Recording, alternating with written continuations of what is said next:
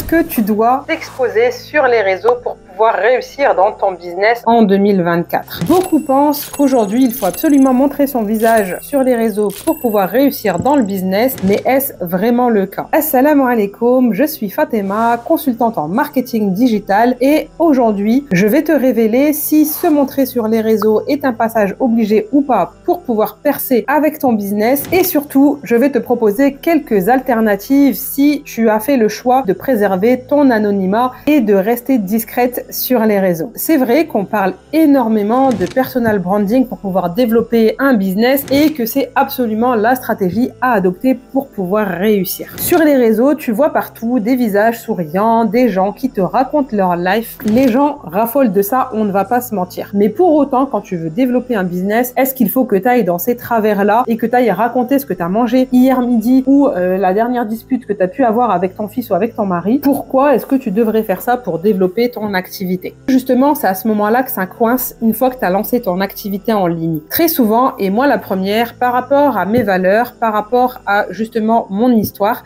ma situation, je ne voulais pas forcément me montrer, je voulais préserver mon anonymat. Les femmes de façon générale et surtout les femmes musulmanes ont tendance à vouloir être discrètes, à ne pas faire de vagues et justement, c'est là que ça coince quand tu veux développer ton business en ligne parce que tu as envie de rester lisse, parce que tu ne veux pas justement qu'on te connaisse, tu veux préserver ta discrétion et ton anonymat, c'est tout à fait légitime. Tu peux ne pas vouloir qu'on sache qui tu es, que tes proches par exemple ne connaissent pas ta nouvelle activité et tu peux également faire le choix tout simplement de ne pas te montrer. Mais pour autant, est-ce que ça réduit tes chances de pouvoir réussir sur les réseaux? Eh bien, je vais te répondre tout de suite, absolument pas. Et je vais t'expliquer pourquoi avant de te proposer des solutions alternatives. Réussir en ligne, c'est essentiellement une histoire de stratégie et pas une histoire d'image. Alors certes, le personal branding, c'est quelque chose qui fonctionne très bien parce que l'humain cherche à se connecter à l'humain. Et donc, forcément, en tant qu'individu, on va plus facilement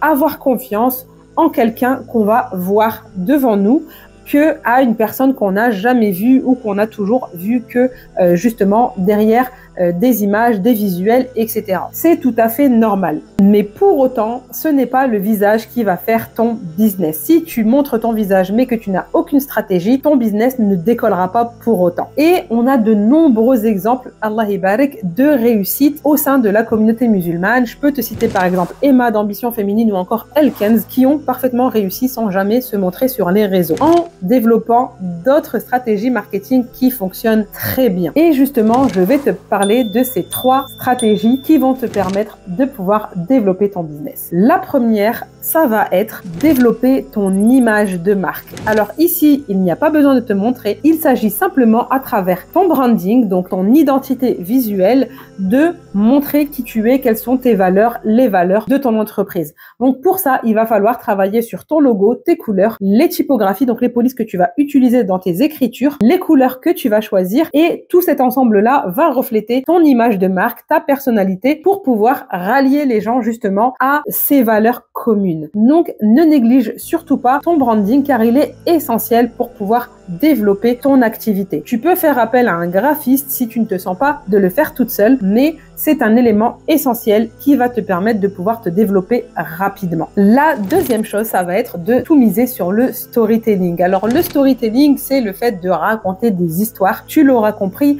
mais attention, pas n'importe quelle histoire. Comme je te le disais, il ne s'agit pas de raconter ce que tu as mangé hier à midi ou la dernière dispute que tu as eue avec ton mari. Absolument pas. Là, vraiment, l'idée, ça va être de connecter avec des histoires en rapport avec ton business, bien évidemment. Par exemple, une expérience que tu as eue avec une cliente, une histoire que tu as eue ou une mésaventure que tu as eue lors de la livraison d'une commande. Donc, toutes ces histoires-là que tu vas raconter en rapport avec ton activité vont faire que les gens vont connecter avec toi par le biais des émotions que tu vas leur transmettre, par le biais des histoires que tu vas raconter et par le biais des valeurs communes avec eux que tu vas partager bi'idhnillah. La troisième des choses, ça va être d'utiliser des avatars. Aujourd'hui, tu as la possibilité d'utiliser des avatars qui vont te permettre de refléter ce côté humain sur ton compte. Très souvent, on ne sait pas comment faire et pourtant, justement, Emma d'Ambition Féminine a réussi comme ça au même titre que Virginie d'Islagraph. Elles ont tout simplement utilisé des avatars depuis leur début pour pouvoir développer une activité en ligne qui ne néglige pas ce côté relationnel, ce côté humain à avoir impérativement avec son audience pour créer ce lien de confiance et pour tisser une relation qui va faire que leur audience va avoir envie d'acheter chez elle et pas ailleurs. Et je te citerai même une quatrième astuce. C'est de mettre en place des partenariats gagnants. Alors là, on va utiliser essentiellement ce qu'on appelle l'affiliation. Ça va être le fait de te créer un réseau à travers des personnes qui auront testé tes offres ou tes produits et également à travers tes clientes. Donc, en utilisant un système de recommandation où elles vont te recommander autour d'elles un peu comme des ambassadrices. Et c'est ce qui va faire qu'elles vont t'apporter sans cesse de nouveaux clients en partageant tout simplement leur expérience et en partageant des liens qui vont ramener vers toi. Ça fonctionne très bien, c'est à ne pas négliger. Alors, je t'invite vraiment à te pencher sur l'affiliation pour pouvoir développer davantage ton activité si tu ne te montres pas. Alors, tu vas peut-être me dire qu'avec ces stratégies-là, ce sera beaucoup plus compliqué, ce sera beaucoup plus long de pouvoir développer ton business. Alors, clairement, on va pas passer par 4 chemins. Oui, ce sera moins facile aujourd'hui. Il y a quelques années, ça pouvait très bien fonctionner. C'est d'ailleurs ce qui a fait le succès d'Emma. Aujourd'hui, avec toute la concurrence qu'il y a, avec la multitude de comptes que tu peux trouver sur les réseaux, c'est plus complexe effectivement de pouvoir percer de cette manière. Mais ça n'est pas impossible.